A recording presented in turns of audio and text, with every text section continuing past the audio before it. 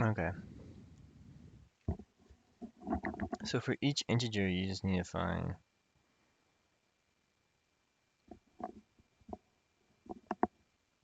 Wait, I'm confused. Isn't it? Shouldn't this be 0? Oh wait, what does m mean? Oh, that's the length of the.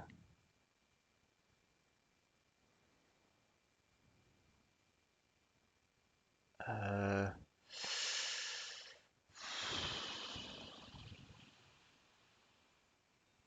for each non-negative integer t, you can either choose and press one button or do nothing. If you press the button corresponding to either exact t seconds, will start spinning. The either will stop and just like that. Here, T. Okay. My guess is that he can only click one button at a time. So that's why here, if he clicks the 0, pretty good. But like, um, he clicks a 0 here, he's good. He can click the 0 again here, and then he can click another 0 here. He just can't do it at the same time. So, okay. I think you just iterate through each digit. Uh, yeah, just loop through each digit. Okay, I think I have a solution.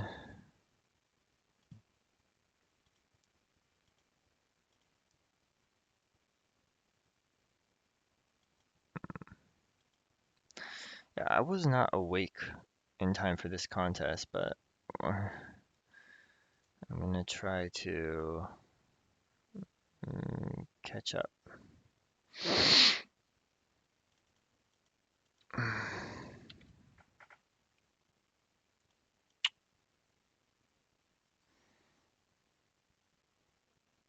Where's this problem?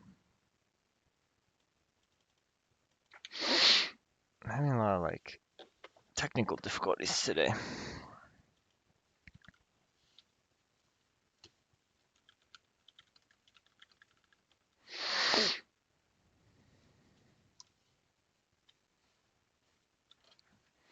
So there's always 3 slots.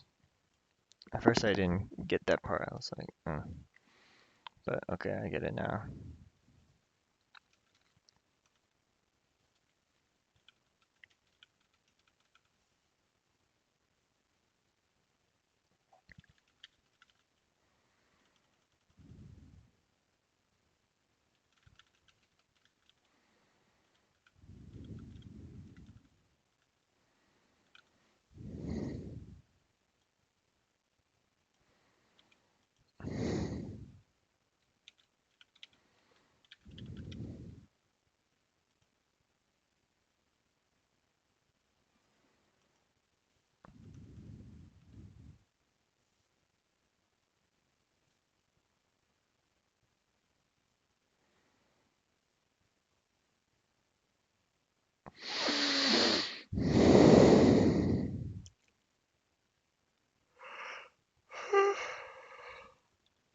Oh,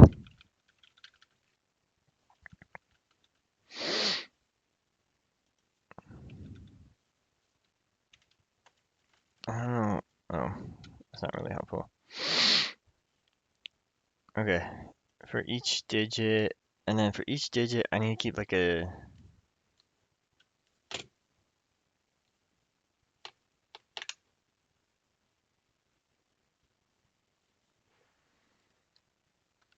I see the problem.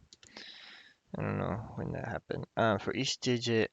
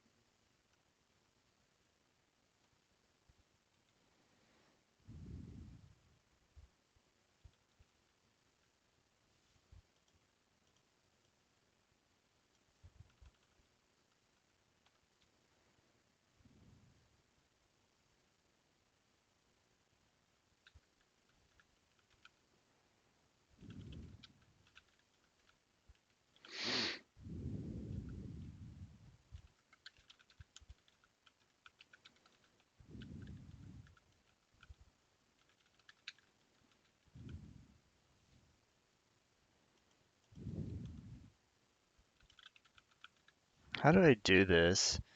Trying to figure out the best way to do this. So I want to be able to say like if I have three digits that if the digit appears three times, then we're good.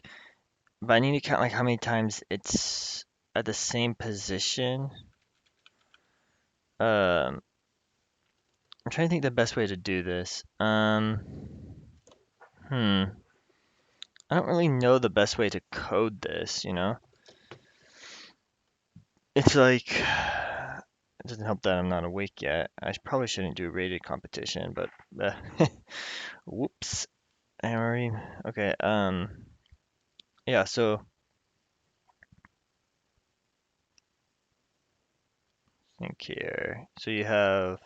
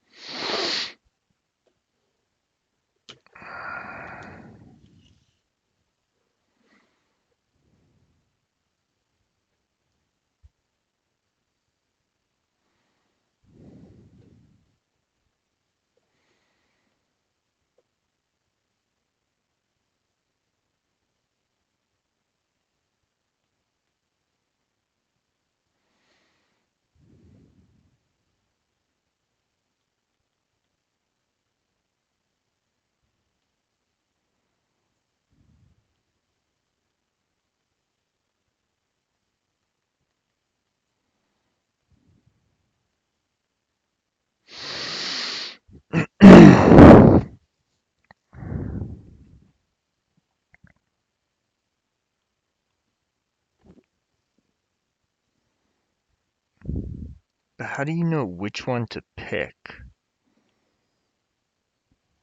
Mm,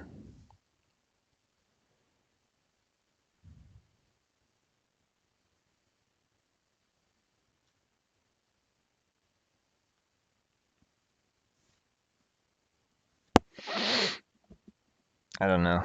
I don't know how to do that. I mean, you could brute force it. Yeah, let's just brute force it. I'm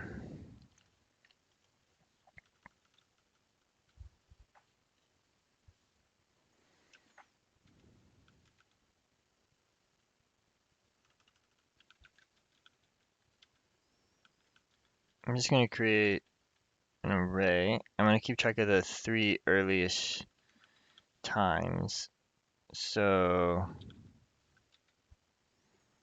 does that make sense? Like the first time you could find it, the second you can find it, and the third time. Yeah. So I do I mod m, in particular dig, then use the dp1 dot append I. Um,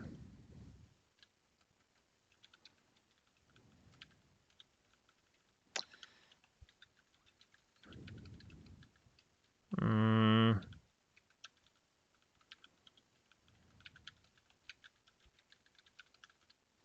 okay, so this is my recommendation now, and um,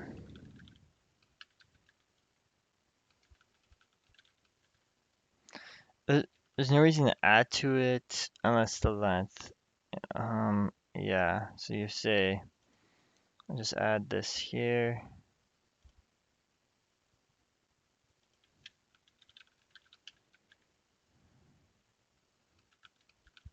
Has to be less than 3. Okay, so that's that. So once you create all that, then I'm just gonna have it do like a brute force thing. I just say for I. Well, first off,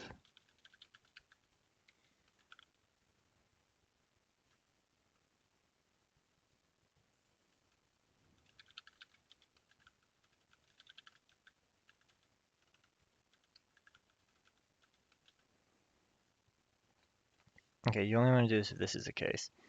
So then what you want to do is you want to say for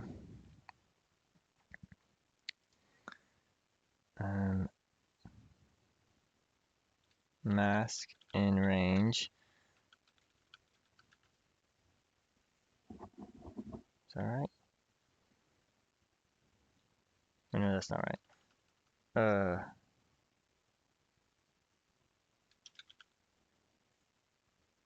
Okay. Oh, I need to store, I think this, every possibility.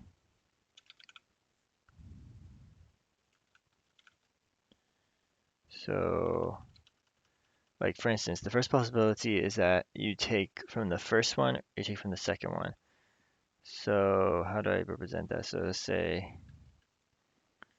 you take from this one, or this one.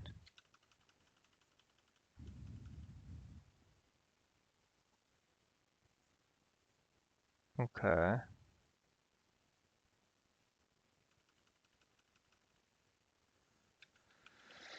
So I think I could do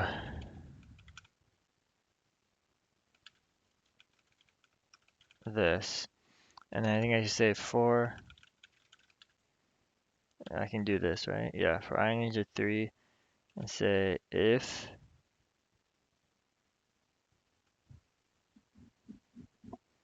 um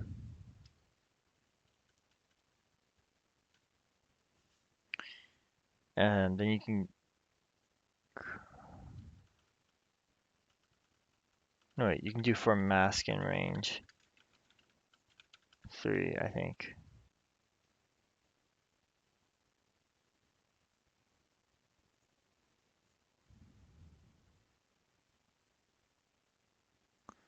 No, it needs to be I.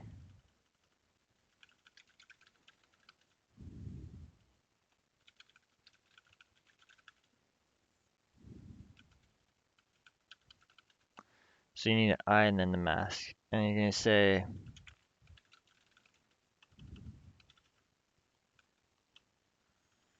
and then,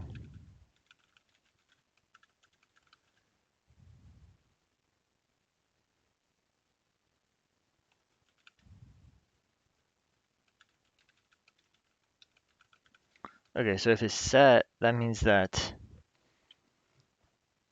um,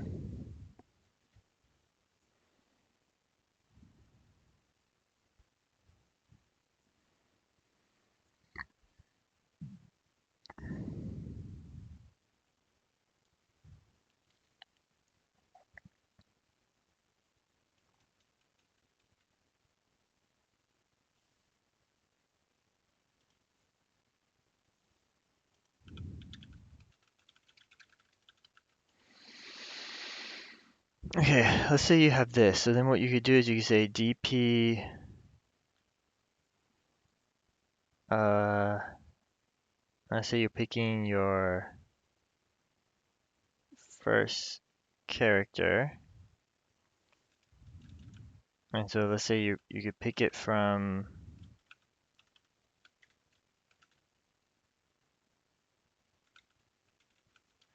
this one.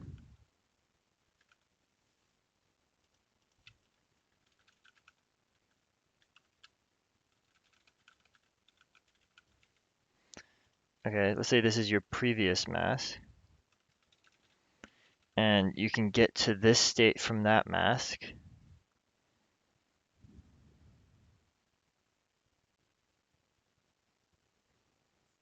Uh,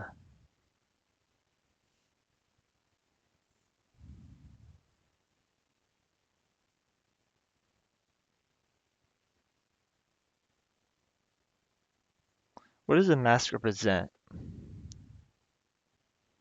It represents, I guess you could say it represents the which elements that you've taken. Well, if that's the case, maybe this should be I.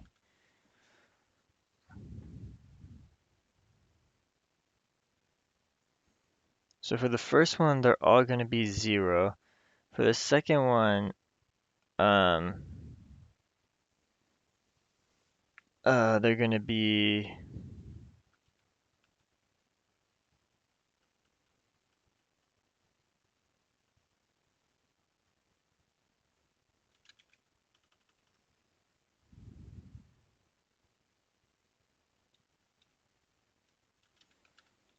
say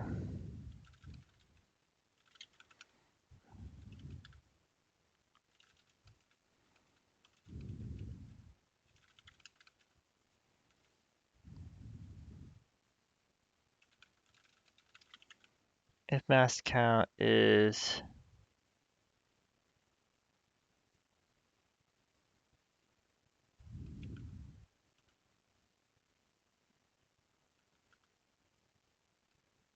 less than I. Continue.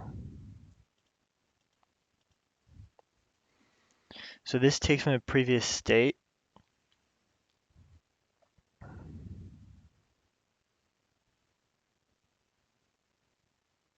Okay.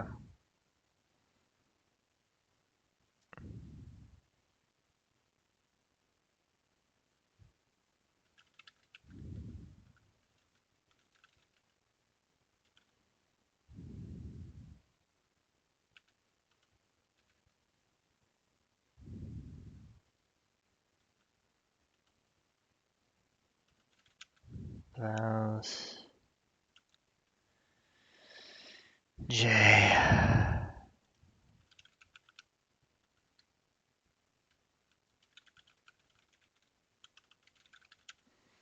I think it's better to use vowels here.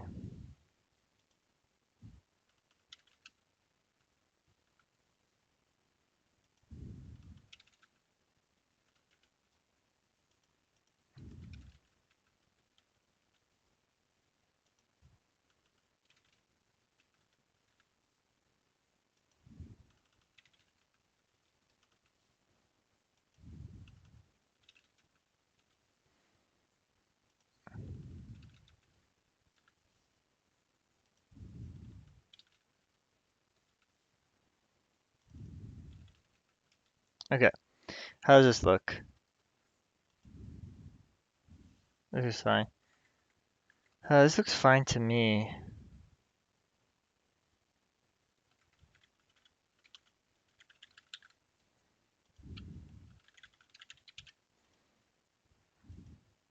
I just want to see what this gives me.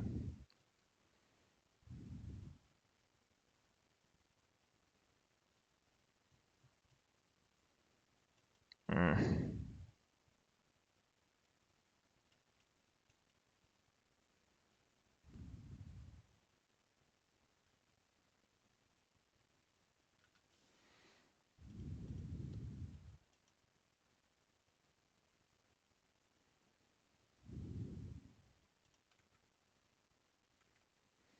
Man.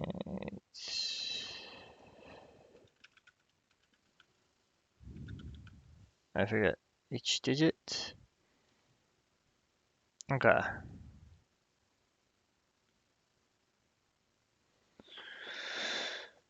This zero is infinite. All what? It doesn't make sense to me.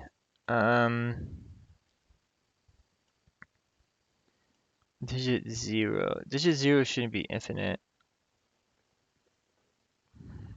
Yeah, that doesn't make sense.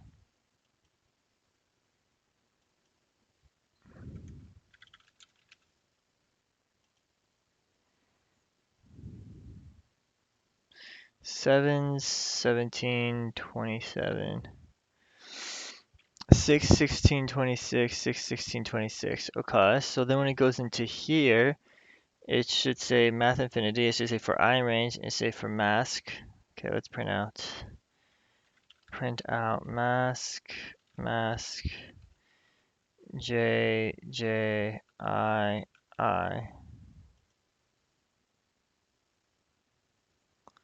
And so you can take, uh, wait, hold on. What is this actually saying? Like, Um,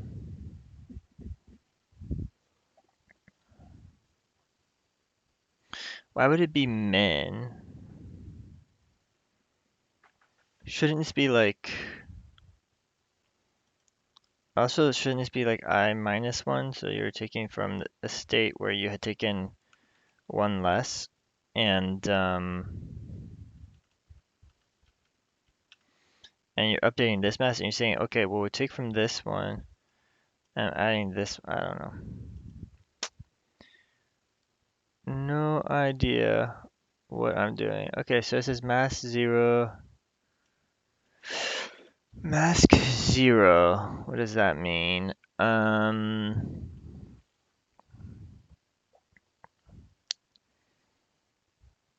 Right. So when the mask is 0, it's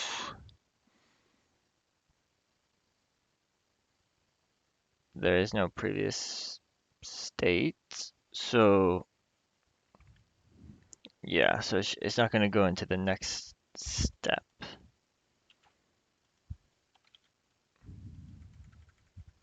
which is this one.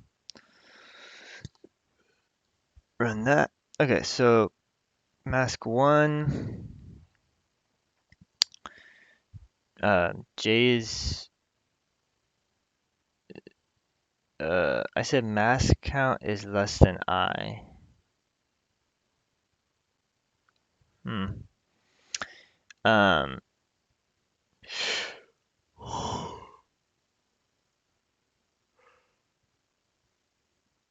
so, but I is 1. So I is 0.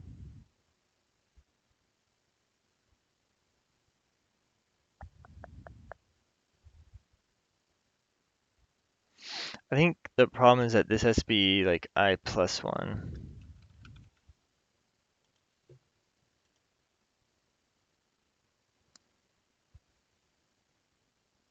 Yeah, this might work.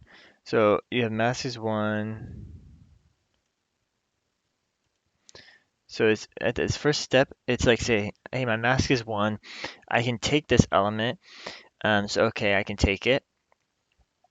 Um, why not? And then it goes to the next one, and this is just, I just feel like I'm missing the point here, you know? But I'm not exactly certain the best approach for this one, what it is. Let's maybe go here. Let's just write this one out. Ugh. Let's see here. This will be a new section. If it loads.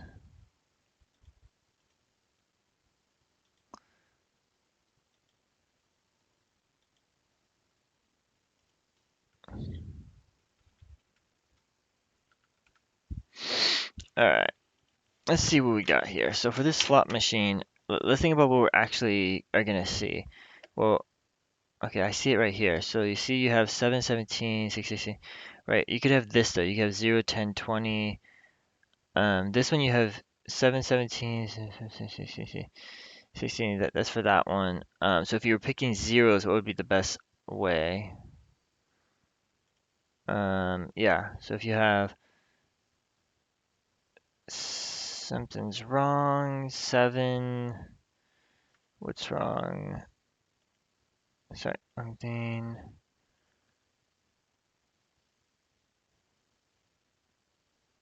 Um, something's off here. I'm not sure what it is.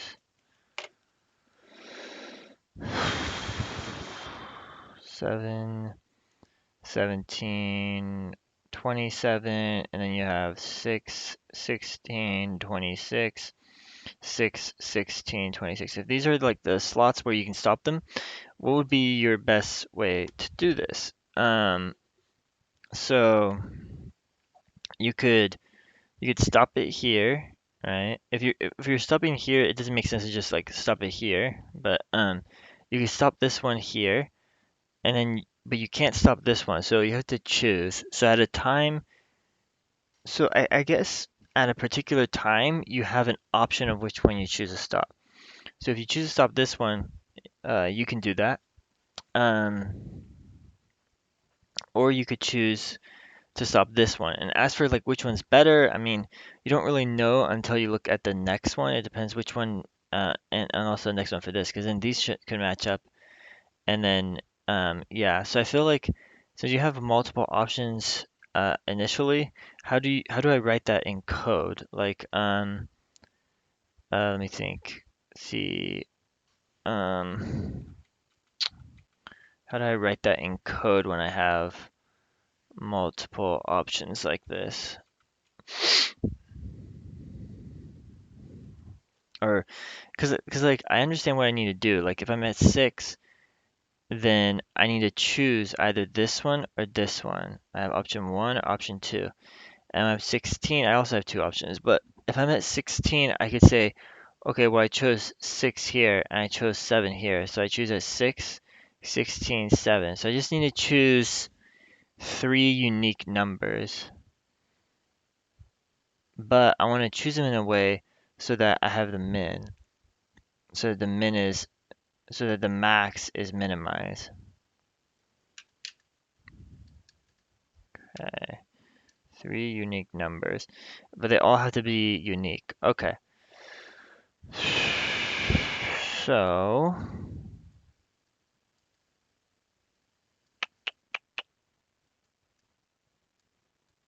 let's think here. So given 3 coordinates, I need to take every possible permutation of this, of these. Yeah, every possible permutation except for when they're equal to each other.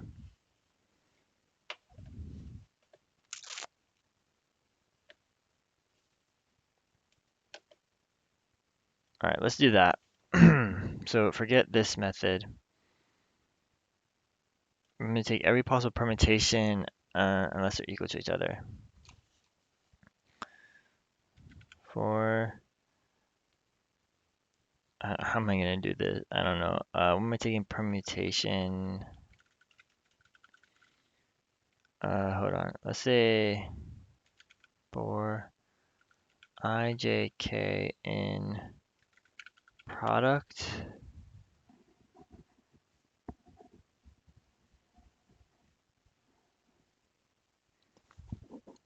Could do this.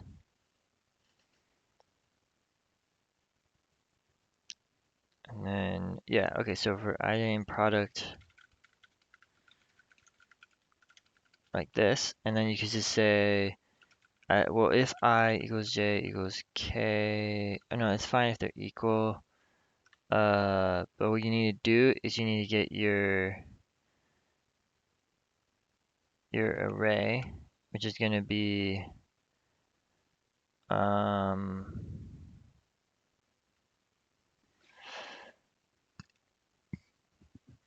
I should call it your nums. It's going to be a set of values 0i, values 1j, values 2k, right? Um, and if length of nums is less than 3, you continue, okay? So if it's 3, that means you have 3 distinct numbers, then you want to set res equal to the min of res and the max of nums. And then you print out res.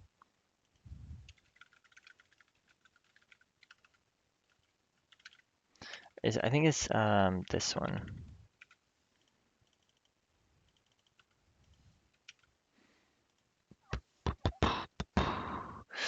Yeah. Oh, let's index out of range. Oh, yeah, there should be one more condition, which is,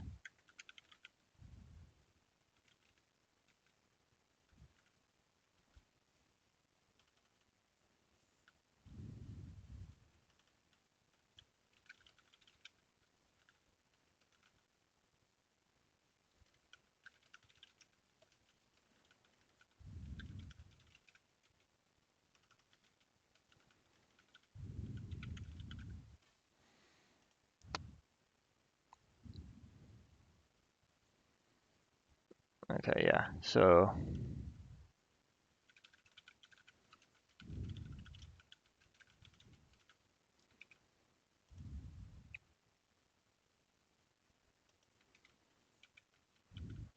all right. We're gonna get solve an easy problem. Crazy. You're given a string S, find the maximum length of a continuous substring S as a pound. Note that there is always a continuous substring S as a palindrome. You're given a string S, find the maximum length of a continuous substring S as a palindrome.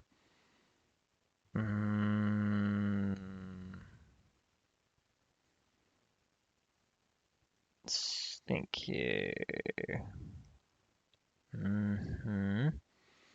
Okay, well I could go through it oven squared. I could check sorry, I could check every single combination. I could do it oven cube if I check every possibility, which maybe is an option after all. Um, okay. Sure, we'll just do this one. I need to at least get ABC solved, you know. And however pathetic that may, I mean, let's not say pathetic, but it's all part of practice, right? Okay. How do you check a palindrome, right? Let's see.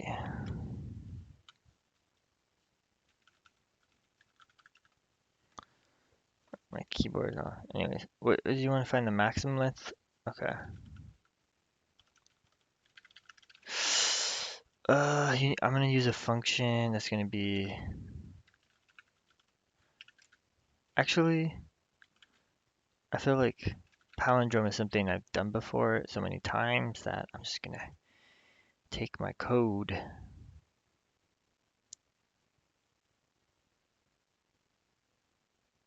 we go.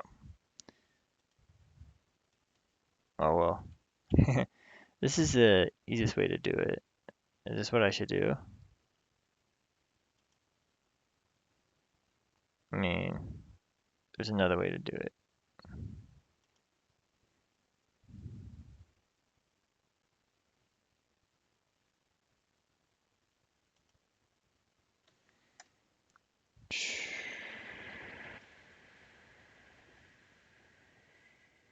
Eh, you could do it this way. Um, so you just do this.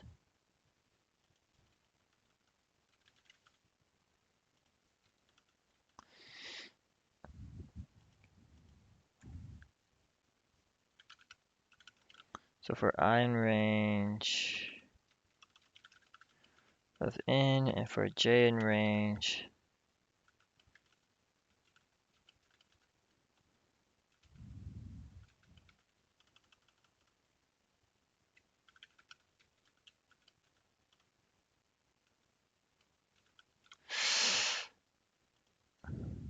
I don't know why I think this has to go like that.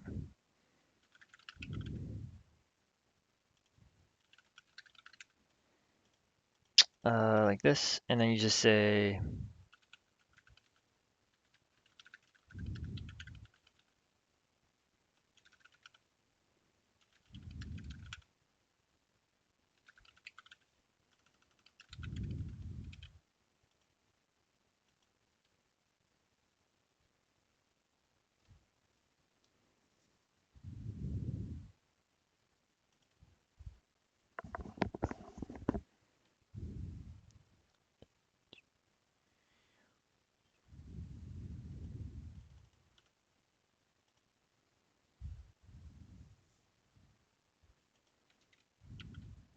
This would be fast enough, right? I think so.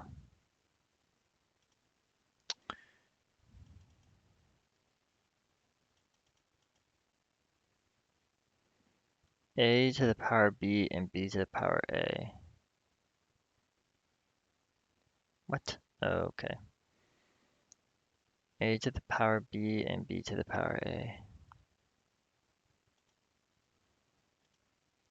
Like some of these are like, oh, didn't mean to do that. What was it? A to the power, mm, A to the power B and then, yeah. Okay.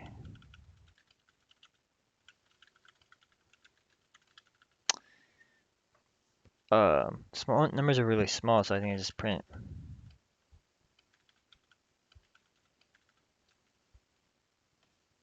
Yeah.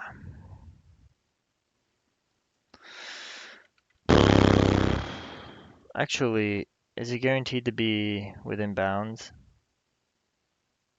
Well, it doesn't say mod it, so I'm guessing yes. Yeah, okay. So the next one is relative position. They're input number one to end on a coordinate plane. Person one is at the origin.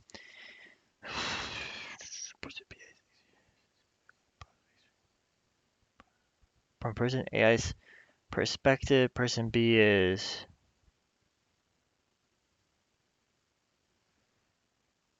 okay.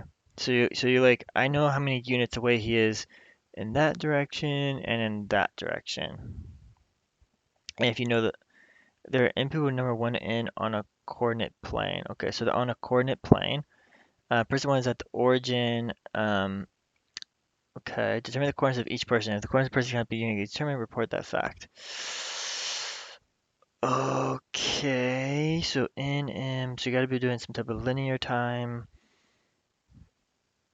Given information is consistent.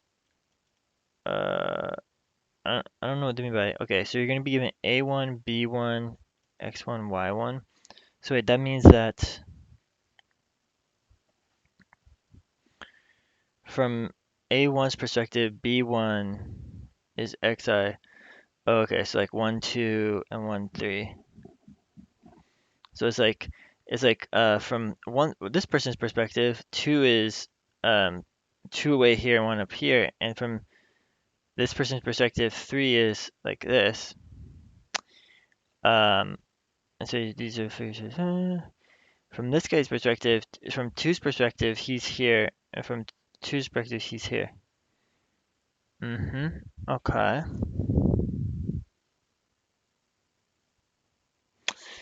Okay. And the only person that's like set in stone is one. It says the same piece of information may be given multiple times, multiple may be at the same coordinates, but then you say undecidable for some of these, so like 1 to 2, 2 to 3, 3 to 1. Okay, so this is 1, 2, 3, but for 4 and 5, it's undecidable. Okay, undecidable in terms of you don't know where they are related to someone who you know. I'm just trying to figure out, by the way, I'm going to use a topological sort on this. Um, if they can be I'm just trying to figure out if there's gonna be like contradictory information. Okay, I'm guessing not. I'm guessing, yeah, it says all given information is consistent. Okay, sure. So I think you just do a topological sort maybe. I need to think about that because even like a straight up topological sort may not work. Because the thing is that you want to start from one. So I have to figure out a way to make it start from one. Mm,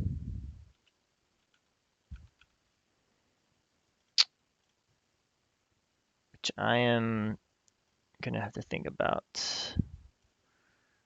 Uh, but this is definitely a type of problem that I can solve.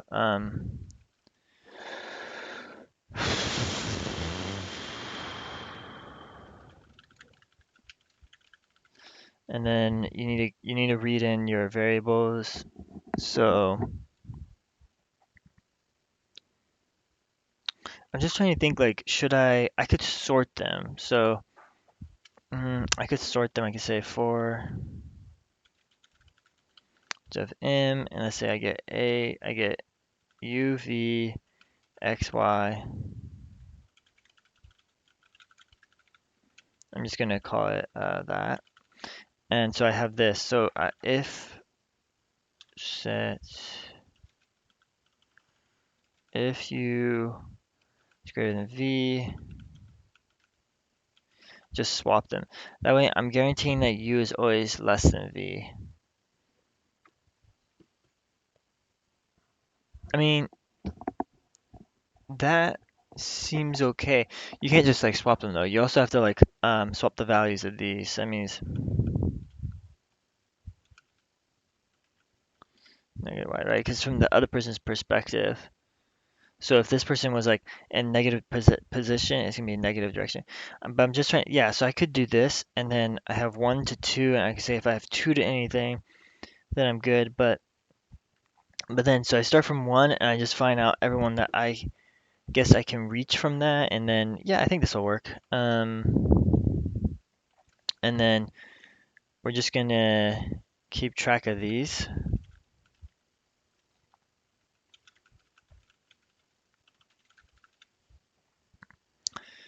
Uh, oh yeah, that's right. We're gonna do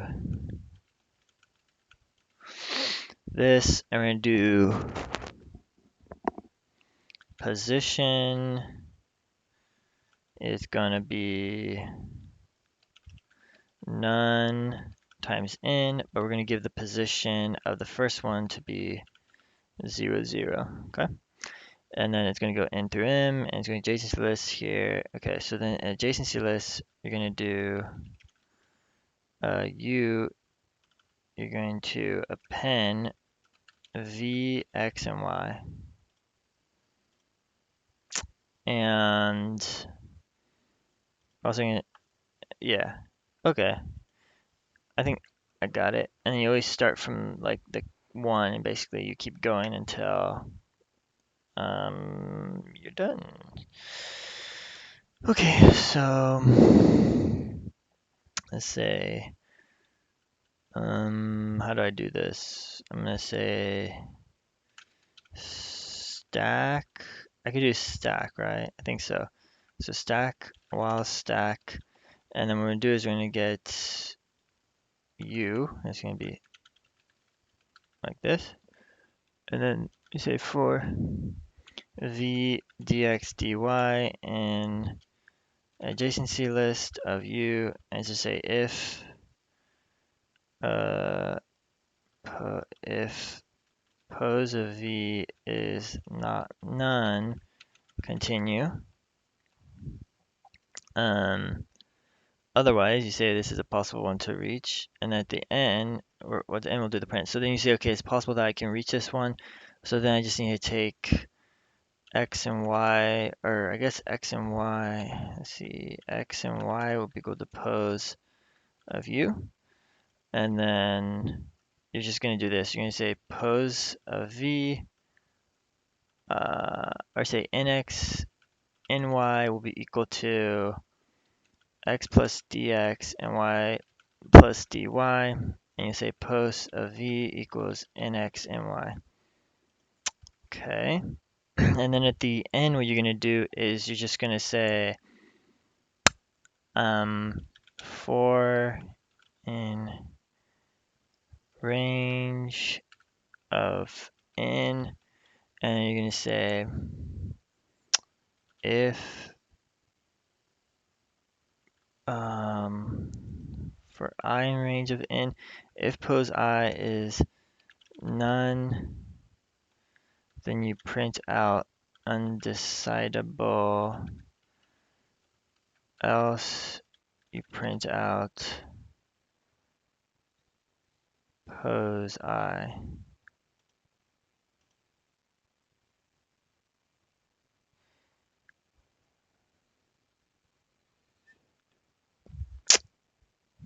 Why would it? I don't know. Okay. I don't know why I messed up on that one.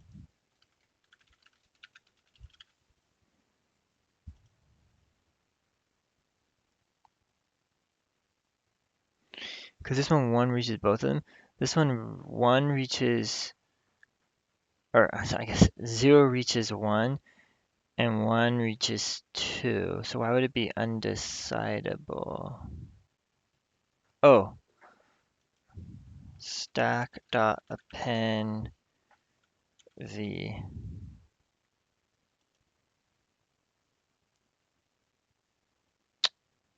So if it's not none, it continues. So it's only going to go there if it's none. So now you get 0, 0, 2, 1, -1, -2. And here you get 0, 0, undecidable, undecidable. Go away. Go away, my dude. I'm like, okay. My computer's messing up. It's making it harder to do this.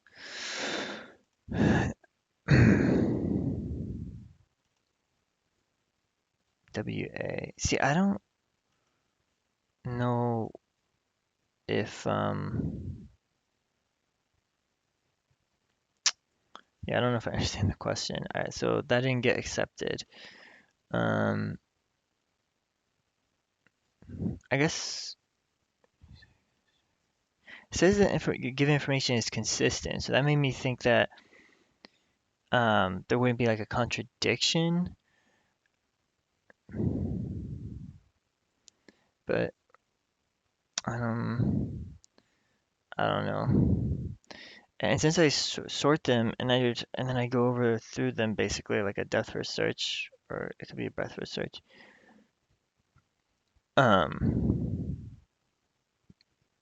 Thought that would work. I don't know when this would fail, you know?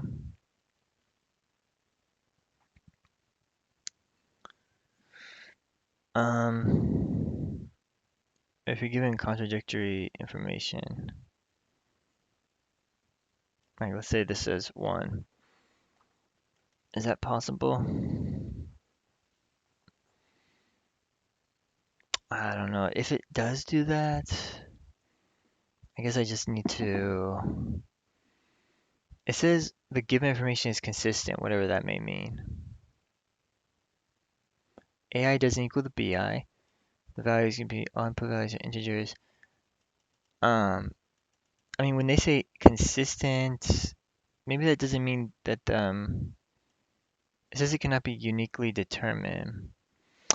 Um, if it's so, my idea was that the only time it can't be,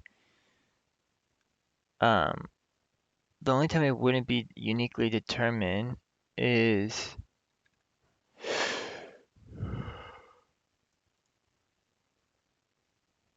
if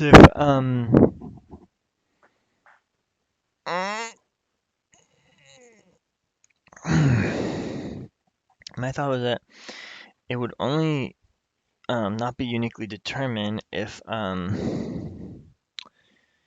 there's another way I could do this too. Should I append both, like U and V? I could append both. Adjacency list U dot append V X Y, and I could do adjacency list V dot append U negative X negative Y. I mean, technically this is an undirected graph, and then you just start from 0, and then you just go through here. I mean, this should work. I mean, I'm not saying it's gonna succeed because I still think I'm still it might be that sometimes it can't be decided because of of 2 of them, but that would make the problem a lot more difficult. Oh wait, that got accepted. Huh. Yeah, I don't know. Okay, well, I'm not sure why my other method was wrong. I'll think about that later. Okay. Somen Nagashi.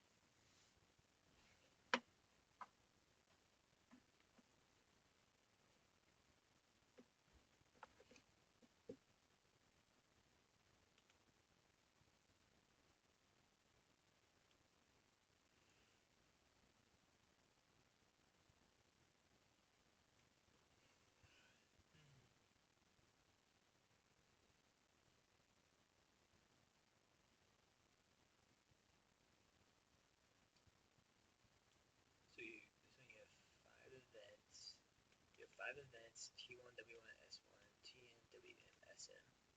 And so it goes, and you have 3 N here. So okay, so it goes 113, 210, 100. So okay, so this is the time at which it happens. Okay, so the first time one noodle flies down,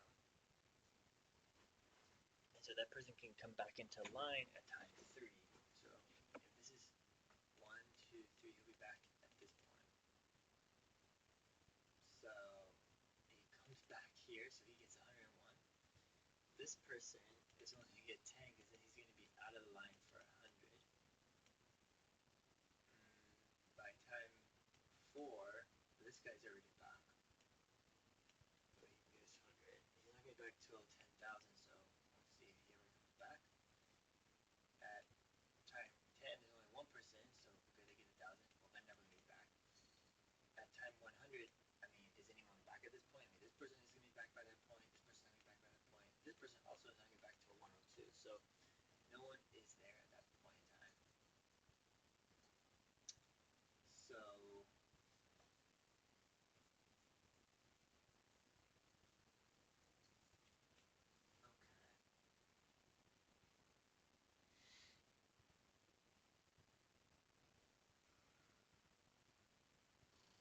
how would I approach this?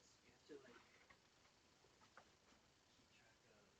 he'll be back at this time. It could be a net heat, right? That's the source of what time will be next available. And then when he's next available, you pop him out and you put him in another menu. So you have a menu for people and you have a menu when they'll be next available.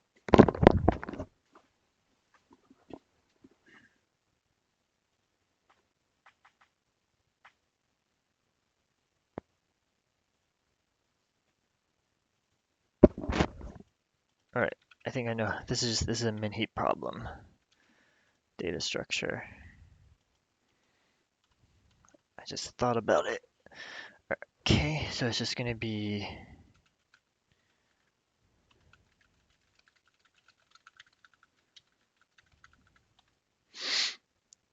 okay.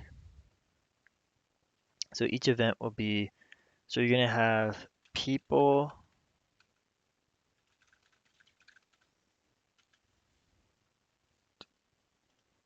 do that. We'll say and we'll say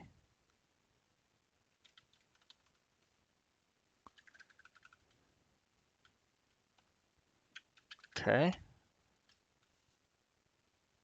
Okay, we'll say for in range of M T W s.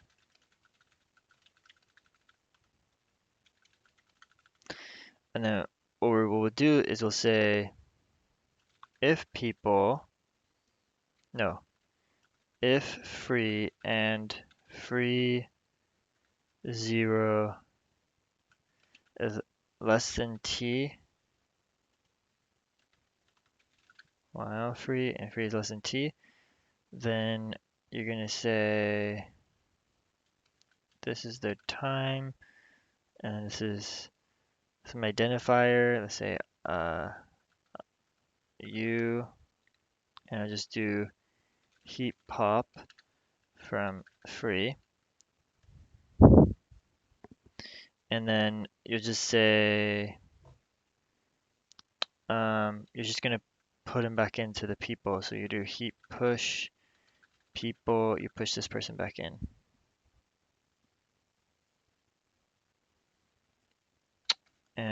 Okay, so you say if people, right, so if not people, you just continue. But if you have a person, then you could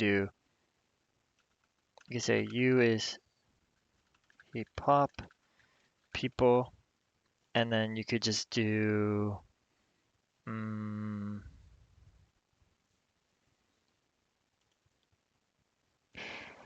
heapify people. And then you could just do res of u plus or equal to w. And then you have to do heap push free, and you're going to push back in. You're going to push back in basically t plus s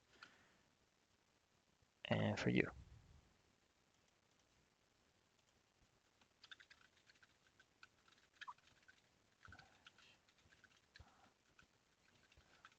And then I'll just do that, and then I'll print out that.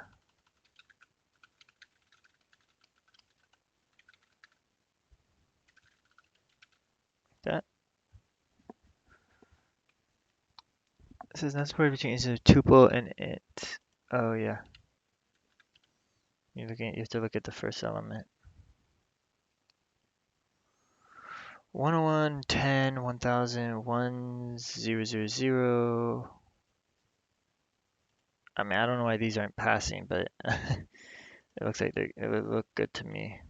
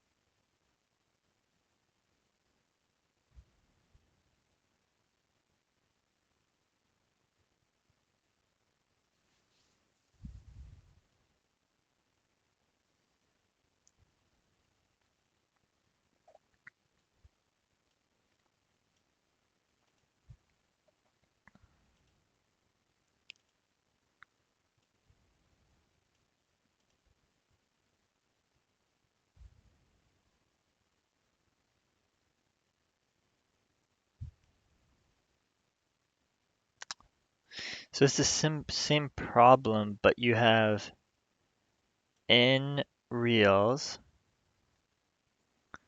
and you have,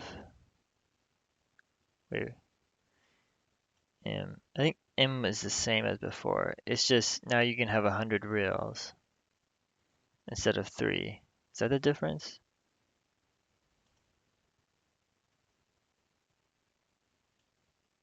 Yeah. So here you always had 3, but now you can have up to 100. 1 to 100. Also, M got larger too. It was 100, now it's like 10 to the 5.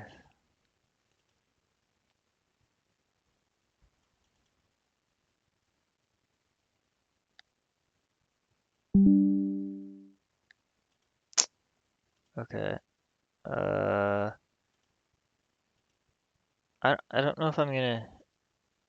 So N and H are within 300. X1 is always strictly increasing until 10 to the 5. So so then you have, okay, so there's a fuel station everywhere except for the last one. So the last coordinate is where you turn around.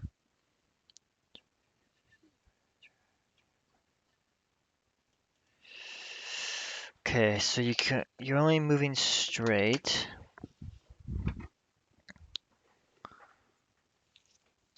Okay.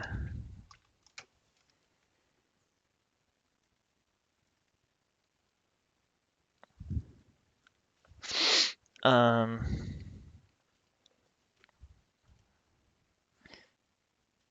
Let me think about this one. Be right back.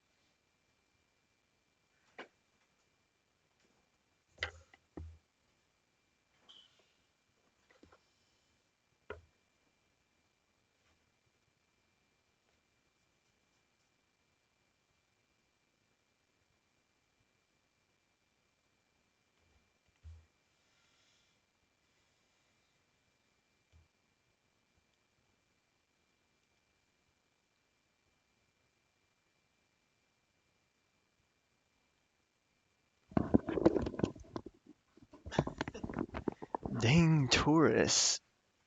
That's crazy. 7 minutes? Like, that's just embarrassing me. Embarrassing. I mean, that's embarrassing everyone here. It's funny that he participated. Ugh. Anyways,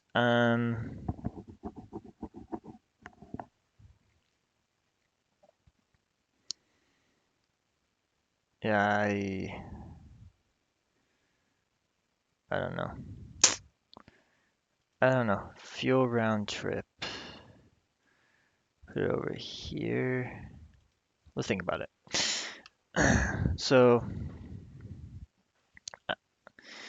my thought is that it's gonna be some type of dynamic programming, but this problem would be easier if like you were just going to a location. So if it was just linear and it was just like, okay, what the heck just happened?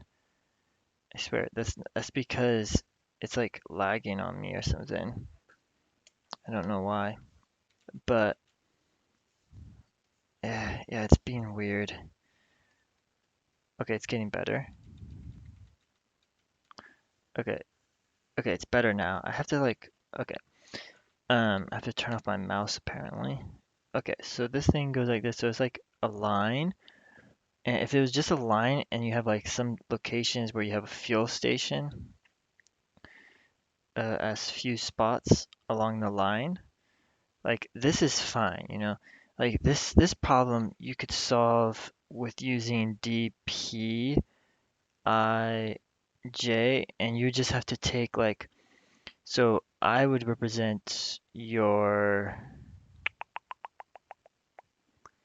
like position, I would say, and J would represent your fuel. Right? Does that seem right? Your fuel. Yeah. So you just want to minimize this. You want to minimize this, but you need to figure out like, uh, I mean, yeah, you could say, I'm not gonna write it like this, but you could say your state is basically your position and your current fuel. And like, you could say, okay, you could go to the next position, right? And you say it's this distance away, so your fuel decreased by this amount, and then you have the option to either increase your fuel or not take it, right? And so that this is problem is an easy dynamic programming problem if you're just going on a straight line to the end point. Because I would just basically minimize the the total yen spent for each of the positions. But since dynamic programming, this would be O of n squared, right? O of n squared here, or it's going to be O of n. Well, N and H are both on the same like the idea. So okay, yeah, it's basically O of n squared. Okay, that would work, but what about the return trip? That's the problem. So when you have a return trip, you need to know you can't reuse a fuel station. Okay, well, how do I keep track? If I store the fuel stations that were used on the first trip, the outbound trip, then the only way I can think of doing that is brute force, is like to store the set of fuel stations used, and then you know which ones are available. So like the return trip is the part that's troubling for me. You see what I mean? Like I don't know how I would like perform the return trip. Like maybe you could extend out the line and you could like do a some type of extension that's like a fake extension or something, like some type of fake extension, and you could just extend the line out to here or something. But if you were to do this, then how does the algorithm actually work? Because it needs to know that this is the same as this one. So when you're at this position, you're either going to take this position or this position, and you're going to update your fuel. But like the problem with doing this is, don't you need this state and this? Yeah, not necessarily that state, but you need this state because this could impact this one as well. So like,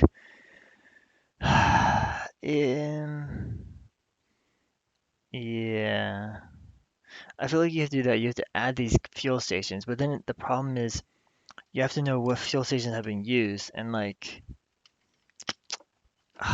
again, the only thing I can think of for that is to have a mask here.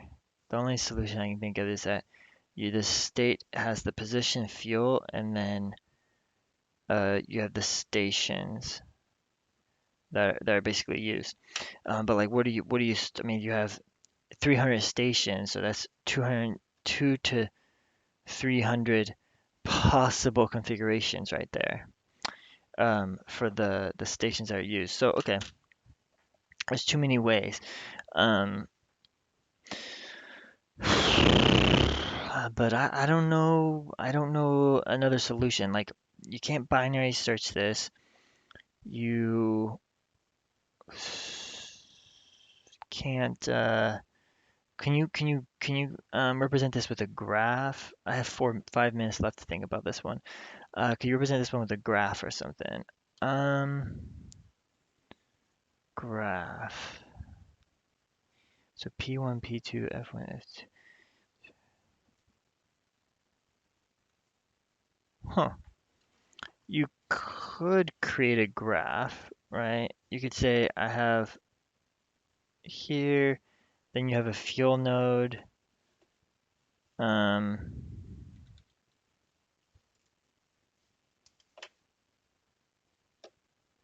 then you have like a fuel node, and then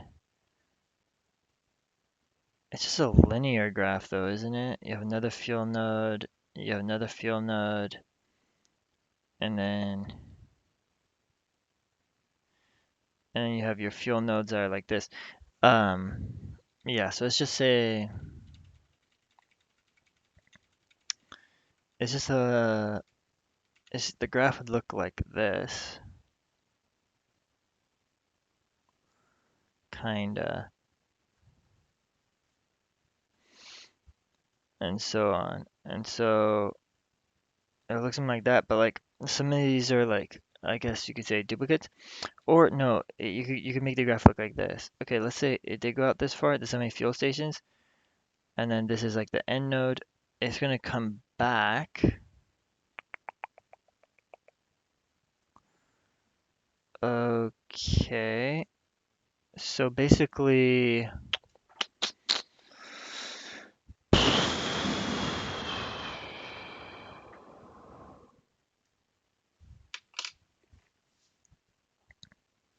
you could also build like a graph where you connect everything. Like you say, you could go here, you could go here, right? You could also say this graph is like this, in which case you have all these options.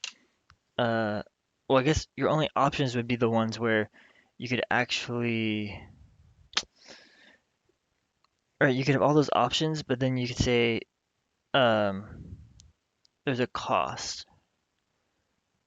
Or if you stop at that fuel station, you can say the graph, the edges represent if you're gonna stop at that fuel station. So, I mean, it would imply that you just go through that fuel station. Um, but I don't think this helps me at all. I don't think this graph model helps. I still have the same problem that I don't know, um, how, like, the problem with this is that this solution would work, I suppose, but it wouldn't be optimal. Again, I don't have like, I don't have a good way of dealing with the return trip. Hmm. How would you do that? Have I ever solved a problem like this before?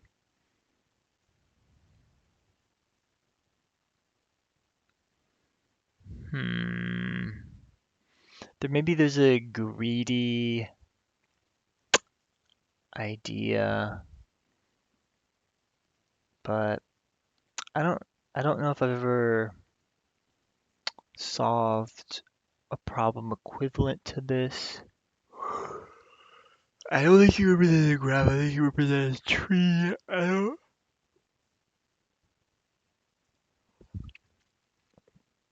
It'd be trivial easy. It'd be trivially easy if it was just you're just going from one direction to another one.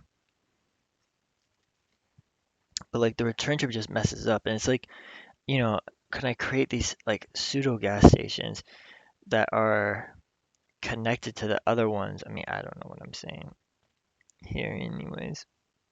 That doesn't even make sense, does it? Mm.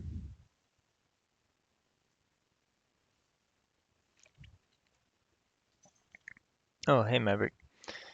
Yeah, I don't know how to do this one. Um, and then this is slot strategy two. Um, just kind of phrase.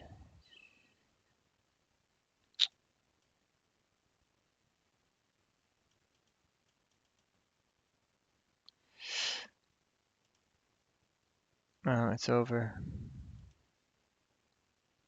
We'll go to editorial real quick. Oh shit, there's no editorial for this one.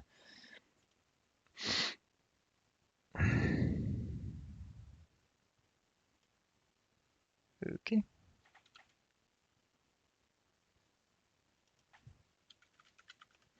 gonna have to translate this. So it's just